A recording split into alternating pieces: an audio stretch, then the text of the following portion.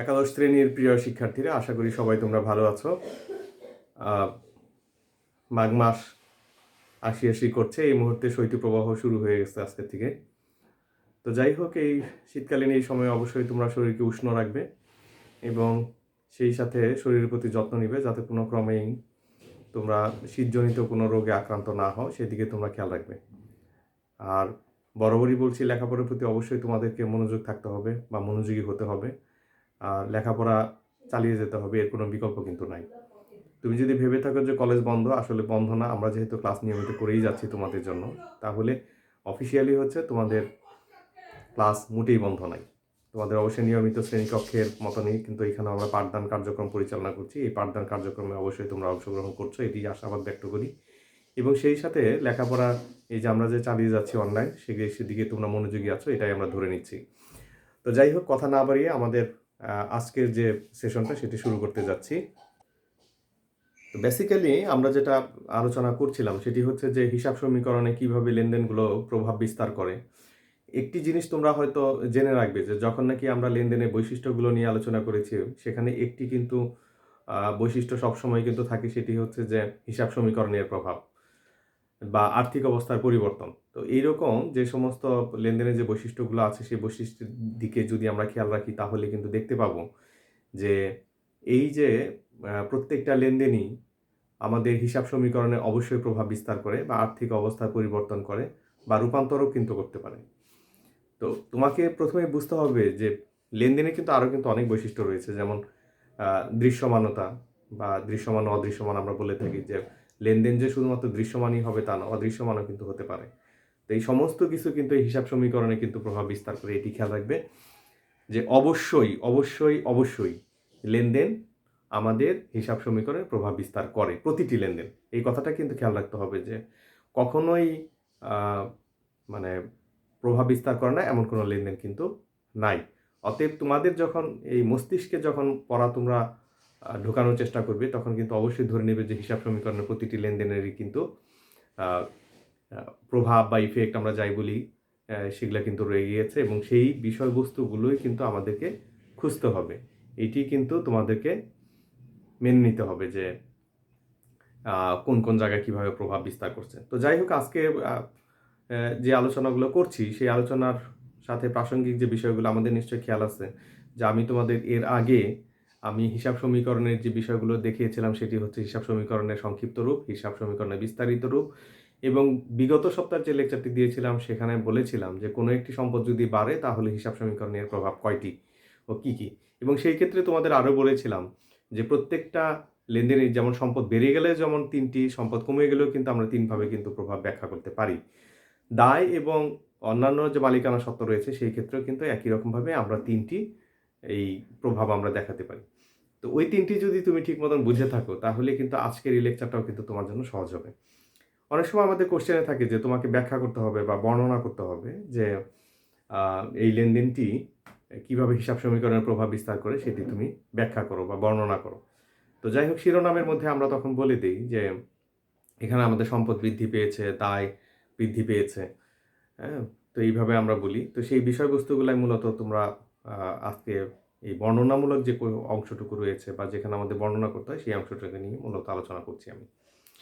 তো প্রত্যেকটা লেনদেনে কিন্তু প্রথমে বলা হয়েছে যে আমরা যখন লেনদেনগুলো করি, আমি আজকে যে আলোচনা করছি সেটি হচ্ছে নগদ লেনদেন।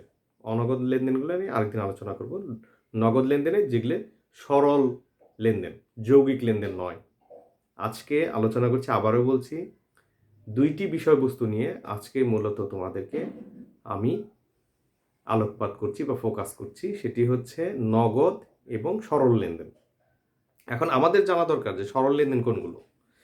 অর্থাৎ লেনদেন, যে সমস্ত লেনদেনগুলোর মধ্যে শুধুমাত্র 2টি পক্ষই প্রভাবিত হয়। কয়টি পক্ষ থাকবে? 2টি, 2-এর অধিক নয়। সেই সমস্ত লেনদেনগুলোকে আমরা বলি সরল বা স্বাভাবিক লেনদেন। তো আর যেখানে বেশি থাকে পক্ষ, একটা লেনদেনের মধ্যে যদি দুইয়ের বেশি পক্ষসমূহ অন্তর্ভুক্ত থাকে বা সংযুক্ত থাকে বা যুক্ত থাকে, সেগুলোকে আমরা যৌগিক লেনদেন বলে থাকি। তো যৌগিক লেনদেন নিয়ে আজকে কথা বলছি না, নেক্সট আমরা পরবর্তী সময়ে আমরা দেখাবো যে কীভাবে যৌগিক লেনদেনগুলো প্রভাব বিস্তার করে হিসাব সমীকরণে। আজকে দেখাচ্ছি স্বাভাবিক লেনদেন, আরেকটি হচ্ছে নগদ লেনদেন। অর্থাৎ লেনদেন কিন্তু সবসময় যে তোমার নগদে সংগঠিত হয় তা কিন্তু না, অনেক সময় ধারে বা বাকিতে সংগঠিত হয়। সে বাকি বা ধারের বিষয়বস্তুগুলো নিয়ে আজকে কথা বলছি না, নেক্সট আমরা পরবর্তী পর্যায়ে আমরা কথা বলবো।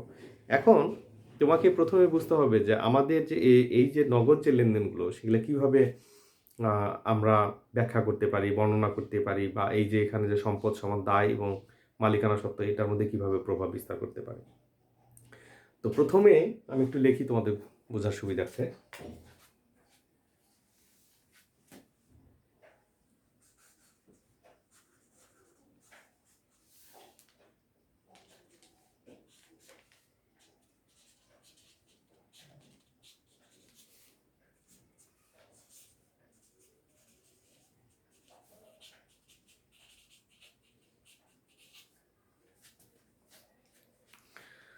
তোমরা নিশ্চয়ই দেখতে পারছো যে এখানে আমি কি লিখেছি, না দেখতে পারলেও আমি একটা বলে দিচ্ছি। অ্যাসেট, এখানে আমি সিঙ্গুলার লিখেছি এই কারণে, কারণ শুধুমাত্র নগদটা নিয়ে আলোচনা করব। অ্যাসেট, আমি প্রয়োজনে এখানে একটা বহুবচন দিয়ে নিতে পারি, যে সেটি হচ্ছে অ্যাসেটস। লাইবিলিটি, বহুবচন লাইবিলিটিস, এবং শেষটা হচ্ছে ওনার সিকিউরিটি, মালিকানা সত্ত্ব। তো এটা বাংলা করলে কি হয়? সম্পদ সমান দায় যোগ মালিকানা সত্ত্ব। এই যে সম্পদ সমান এই সমস্ত বিষয়বস্তুগুলোকে, তো যাই হোক, আমি বোঝার জন্য এখানে তোমাদের একটু লিখতে পারি যে এটা হচ্ছে সম্পদ। তো সম্পদটা লিখে দিলাম। এখন আমি বারবার বলার চেষ্টা করছি যে আমরা আজকে নগদ লেনদেন নিয়ে কথা বলবো। একটা বিজনেসের কিভাবে জন্মগ্রহণ করে, আমরা কিন্তু অলরেডি এন্টিটি কনসেপ্ট নিয়ে কথা বলেছি, সত্তার ধারণা নিয়ে, যে মালিক এবং ব্যবসা প্রতিষ্ঠান সম্পূর্ণ আলাদা, এবং তুমি হচ্ছে এই বিজনেস প্রতিষ্ঠানের একজন হিসাব রক্ষক। তুমি ব্যবসার পক্ষে সবসময় কাজ করবে, অর্থাৎ ব্যবসার যে সমস্ত জায়গায় তার সীমাবদ্ধতা রয়েছে, সেগুলো হচ্ছে, সে হচ্ছে রক্ত মাংসের নয়, তুমি হচ্ছে রক্ত মাংসের। তাহলে রক্ত মাংসের মানুষ যা করতে পারে, তুমি ওই প্রতিষ্ঠানের বা কৃত্রিম ব্যক্তি সত্তার পক্ষে তুমি যাবতীয় কাজগুলো করবে। অর্থাৎ তুমি অ্যাকাউন্টেন্ট হিসেবে তুমি নিজেই কিন্তু কারবারের প্রতিনিধি হিসাবে কাজগুলো করবে। তো যাই হোক, এখন আমরা একটা বিজনেস যদি সৃষ্টি হয়, যখন তৈরি হয় কিভাবে, সেখান থেকে যদি তুমি বুঝতে শুরু করো, তাহলে তুমি দেখতে পাবে যে একটা বিজনেস শুরু হতে প্রথমে মালিক কী করে? প্রথমে মালিক কিছু অর্থ সরবরাহ করে। তো আমরা যদি ধরে নেই যে ধরো মালিক হচ্ছে মিস্টার এক্স, 1 লক্ষ টাকা নিয়ে কারবার শুরু করলো। তো কারবারের নাম কি? ধরো যে এক্স স্টোর। তো এক্স স্টোর যদি তোমাকে নিয়োগ দিয়ে থাকে, আমি আপাতত, আবার তুমি এইখানে নিজের অবস্থাটা ধরে না, স্যার আমাকে তো নিয়োগ দিল, তা আমার কি বেতন নাই? এই সমস্ত অপ্রাসঙ্গিক প্রশ্নগুলো এখন করো না, যে এই চিন্তাগুলো তুমি বাদ দাও, যে তোমার বেতন কত, তোমার বেতন ধরে নিলাম যে পরে দেওয়া হবে মাস শেষে। তো আপাতত তুমি কাজ শুরু করো, মাসের শুরুতে আর বেতন পাবে না। অর্থাৎ এই ধরনের চিন্তাগুলো তুমি করবে না। তুমি যেটা চিন্তা করবে সেটা হচ্ছে যে আমি কারবারের পক্ষে কাজ করছি, কারবারের হয়ে। তো কারবারের হয়ে যদি কাজ করি, মালিক কিন্তু ভিন্ন, আর কারবার কিন্তু আলাদা। তুমি কিন্তু কারবারের পক্ষের লোক। তো কারবার কি পেলো? তো কারবারের কাছে 1 লক্ষ টাকা আসলো, অপরদিকে কে দিল? মালিক দিল। মালিক হচ্ছে দ্বিতীয় পক্ষ, কারবার হচ্ছে প্রথম পক্ষ, মালিক হচ্ছে দ্বিতীয় পক্ষ। কারবার, মালিকের বাইরে যারা থাকবে সব তৃতীয় পক্ষ। তো নিজেকে আবার তৃতীয় পক্ষ আপাতত বিবেচনা করার দরকার নেই, তবে বেতন নেওয়ার ক্ষেত্রে তুমি তৃতীয় পক্ষ। তো যাই হোক, তাহলে মালিক যদি 1 লক্ষ টাকা দেয়, তাহলে কারবারে কি আসলো? নগদ 1 লক্ষ টাকা আসলো। এইভাবে তো জন্মগ্রহণ শুরু হয়। বিজনেসটা কিভাবে জন্ম নিল সেটা কিন্তু খেয়াল রাখতে হবে, যে মালিক 1 লক্ষ টাকা নিয়ে এক্স স্টোর নামে একটি কারবার আরম্ভ করলেন, তাহলে কারবারে কি আসলো? 1 লাখ টাকা আসলো। তো ঠিক আছে, আমরা যদি এইখানে দেখাই, আমরা লেনদেনটা এখানে লিখছি না, আমি প্রথমে বলে দিচ্ছি। ধরো এটা হচ্ছে 1/1/2021, এই তারিখে আমরা যদি এখানে শিরোনাম ব্যবহার করি, ধরো নগদ নামে একটা শিরোনাম ব্যবহার করলাম, তোমার বোঝার জন্য এটা আন্ডারলাইন দিলাম। তাহলে কারবারে কি আসলো? 1 লক্ষ টাকা। তোমার বোঝার সুবিধার্থে আমি একটা যোগ চিহ্ন দিলাম। এই পরীক্ষার মধ্যে বা যখন তুমি প্র্যাকটিস করবে, তখন এই চিহ্নটা দিবে না, কারণ চিহ্ন না দিলেই সেটা আমরা বুঝে নিই যে এটা যোগের। আর অপরদিকে একটি অন্তর্দায় বেড়েছে। মালিক যা কিছু দেয়, মালিক হচ্ছে কারবারের খুব কাছের লোক, এই জন্য উনি অন্তরের লোক। কার অন্তরের? ব্যবসার অন্তরের লোক, একবারে অন্তরের অন্তঃস্থলের, খুব ক্লোজ।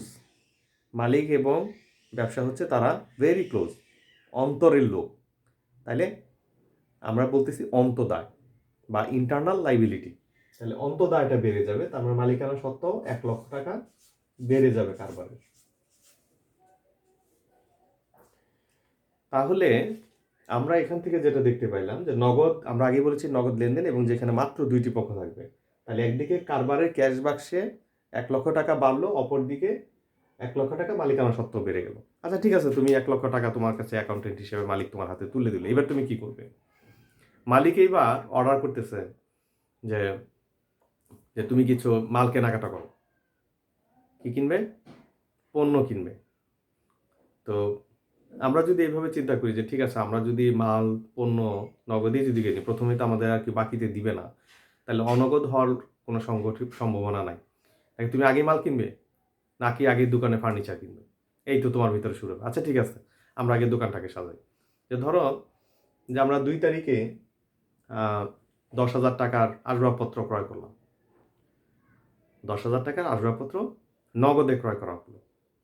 তা আসবাবপত্র তার মানে একটা সম্পদ, আমরা সম্পদের সংখ্যা এর আগে বলেছি, যেখান থেকে তুমি উপযোগ পেতে পারো এমন কোনো লেনদেন। তাহলে ঠিক আছে, দিলাম কি আসবাবপত্র।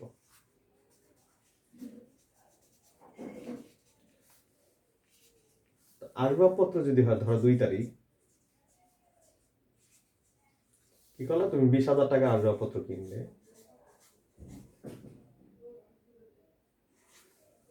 তাহলে তোমাকে বোঝার জন্য আমি এখানে যোগ দিলাম।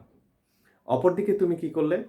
অপরদিকে নিশ্চয়ই তোমার ক্যাশ বাক্সে কত 20,000 টাকা তোমার হ্রাস পেয়েছে। আচ্ছা, এইটা পার্টিশন করে দিলাম, তুমি দেখতে পারো। তাহলে এখানে 20,000 টাকা, 1,00,000 টাকা ছিল, এখান থেকে তোমার 20,000 টাকা তুমি বিয়োগ দিয়ে দিলে। হিসাব বিজ্ঞানে একটি জিনিস মনে রাখবে যে ব্র্যাকেট দেওয়ার অর্থই হচ্ছে বিয়োগ করা, আর যোগ চিহ্ন দেওয়া বা না দেওয়া বা খালি অবস্থা রাখা হচ্ছে সেটা পজিটিভ দেখানো, এটা হচ্ছে যোগের। তাহলে দেখো যে এরকম একটা সম্পদ যদি বাড়ে, আমরা গতদিন আলোচনা করেছিলাম অপর একটি সম্পদ অবশ্যই কমবে, তাহলে এখানে অপর একটা সম্পদ কমছে, আর এইদিকে মালিকানা সত্ত্ব আগের মতোই রয়ে গিয়েছে, এখানে কোনো পরিবর্তন হয়নি। ঠিক আছে, তুমি আসবাবপত্র কিনলে, এবার তুমি পণ্য কিনবে। তো পণ্য ক্রয়ের ক্ষেত্রে 2টা কনসেপ্ট আছে এখানে, যে আমরা সাধারণত ক্রয়গুলোকে যদি মজুদ পণ্য হিসাবে যদি গণনা করি তাহলে কারবারের সম্পদ বেড়ে যাবে, আর যদি আমরা এটাকে সাময়িক খরচ হিসেবে বিবেচনা করি, সেই ক্ষেত্রে মালিকানা সত্ত্ব বা মুনাফাজাত লেনদেন হিসেবে যদি বিবেচনা করি তাহলে আমাদের মালিকানা সত্ত্ব হ্রাস পাবে। তো আপাতত আমি মজুদ পণ্য বোঝাচ্ছি না, আপাতত তোমাদেরকে ক্রয়টাকে আমি মালিকানা সত্ত্বের সাথে খরচ হিসেবে আলোচনা করছি। এখানে একটি জিনিস খেয়াল রাখবে, আমরা যখন বিস্তারিত হিসাব সমীকরণ নিয়ে আলোচনা করেছিলাম সেই ক্ষেত্রে কিন্তু দেখাইছিলাম যে মালিকানা সত্ত্বের সাথে কি কি যোগ হয়। মালিকানা সত্ত্বের সাথে যোগ হয় হচ্ছে আয় এবং অতিরিক্ত মূলধন, আর বিয়োগ হয় হচ্ছে উত্তোলন এবং ব্যয় বা খরচ। আসলে ব্যয় এবং খরচের মধ্যে পার্থক্য আছে, আপাতত খরচই বলি আমরা, ব্যয় না বলে। এক্সপেন্সগুলো বিয়োগ করতে হয়। তো আমরা যদি ধরে নেই যে এক্সপেন্স এখানে মুনাফা জাতীয় ব্যয় হিসেবে যদি আমরা ধরি যে এই ক্রয়কে, তাহলে সেই ক্ষেত্রে মালিকানা সত্ত্ব থেকে বিয়োগ দিতে হবে। তো ঠিক আছে, আমরা কারবারের জন্য কিছু মালামাল ক্রয় করলাম। আসবাবপত্র কেনার পরে আমাদের ধরো বসার ব্যবস্থা হয়েছে, দোকান আমরা নিজের দোকান ছিল, যে তোমার মিস্টার এক্সের পৈতৃকভাবে উনি পেয়েছেন, ওইটা ক্রয় করে নাই বা ভাড়া দেওয়ার প্রয়োজন। এই কারণে প্রথমে নিজে মূলধন আনলো, দোকানটাকে আসবাবপত্র দিয়ে সাজাইলো, এরপরে মালামাল কিনবে। তো মালামাল যদি কেনা হয়, আমরা আগেই ধরে নিলাম যে আপাতত মুনাফা যেতে ব্যয় হিসেবে বিবেচনা করছি, মজুত পণ্য নয়। পারপিচুয়ালে যদি করি বা নিত্য বা অবিরত পদ্ধতিতে যদি করি, তাহলে অবশ্যই কিন্তু মজুত পণ্যকে আলাদা শিরোনামে দেখাতে হবে, সেটা আমি পরে আলোচনা করব অন্য সময়। আজকে পরবর্তী যেটা দেখাচ্ছি, যে ধরো 3 তারিখে আমরা কি করলাম, 50,000 টাকার মালামাল ক্রয় করলাম।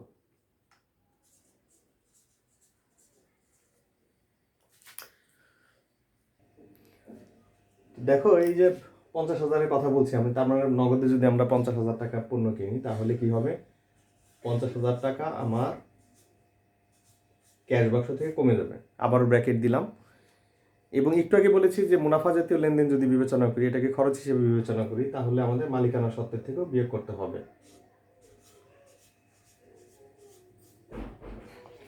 আচ্ছা, এখানে একটা জিনিস খেয়াল করো, আমি কিন্তু হিসাব সমীকরণে জাস্ট তোমাদেরকে আজকে যেটা দেখাচ্ছি সেটা হচ্ছে যে কিভাবে আমরা এই সমীকরণে টাকাগুলা শুধু বসাই। এগুলা টেবুলার ফর্ম কিন্তু আমি আসলে বলছি না। টেবুলার ফর্ম যখন তোমাদের করাবো সেখানে কলাম কিভাবে কাটতে হয়, কিভাবে অন্তর্ভুক্ত করতে হয়, সেগুলো নিয়ে আরও বিস্তারিত আলোচনা করবো। আপাতত শুধুমাত্র লেনদেনগুলো দেখাচ্ছি যে তোমরা কিভাবে এগুলাকে অন্তর্ভুক্ত করবে। তো ঠিক আছে, আমরা আমাদের হাতে কত আছে কি আছে এটা কিন্তু এখন বিবেচনা করছি না। যেমন 1 লক্ষ টাকা আছে, ওখান থেকে 20,000 টাকা গেলে আমার কাছে থাকলো 80,000 টাকা, 80 থেকে 50 গেলে থাকলো আরও 30,000 টাকা। এই বিষয়বস্তুগুলো কিন্তু আমরা আলোচনা করছি। তো যাই হোক, এই যে আমাদের যে লেনদেনগুলো পরবর্তীতে দেখো যে যদি এমন হয় যে ঠিক আছে আমরা এবার কি করলাম, মাল বিক্রি করলাম, আমাদের দোকানে মাল চলে আসলো, আমরা দোকান সাজাইলাম, আসবাবপত্র কিনলাম, মালিক কিছু টাকা দিল, এবার তোমার কাস্টমার চলে আসলো।